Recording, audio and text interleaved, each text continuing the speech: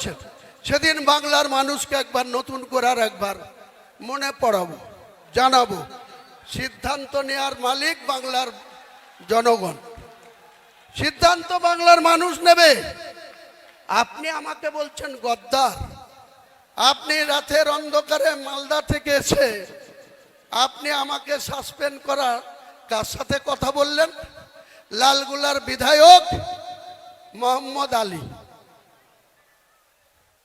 ওই রঘুনাথগঞ্জের বিধায়ক মন্ত্রী আকরুজ্জামান, মুর্শিদাবাদের এমপি আবু তাহের খান, বহরমপুর পৌরসভার পৌরপিতা নাড়ুগোপাল মুখার্জি, কাঁদির বিধায়ক সাংগঠনিক সভাপতি অপূর্ব সরকার, তাদের সঙ্গে বসে আলোচনা করে বললেন যে হুমায়ুন কবিরকে যদি দল থেকে সাসপেন্ড করি বা বের করে দিই মুর্শিদাবাদের ক্ষতি হবে। তারা নির্দ্বিধায় বলে দিল কোনো ক্ষতি হবে না। আমি মমতা ব্যানার্জি আপনাকে মুর্শিদাবাদে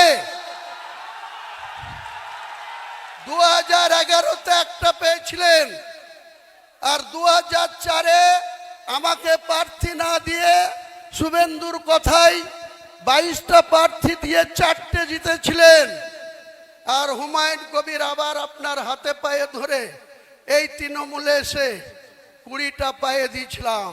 আজকে চ্যালেঞ্জ আমার, কোন শক্তি থাকলে মুর্শিদাবাদে আপনি খাতা খুলে দেখাবেন, মুর্শিদাবাদে 22টা সিটে আপনি খাতা খুলবেন।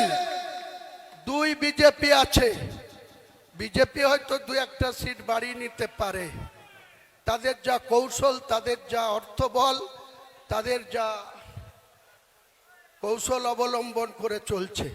কিন্তু আমি চ্যালেঞ্জ করছি, আমি বেঁচে থাকলে মমতা বন্দ্যোপাধ্যায় জুড়া ফুলের জিরো করব, জিরো করব, জিরো করব।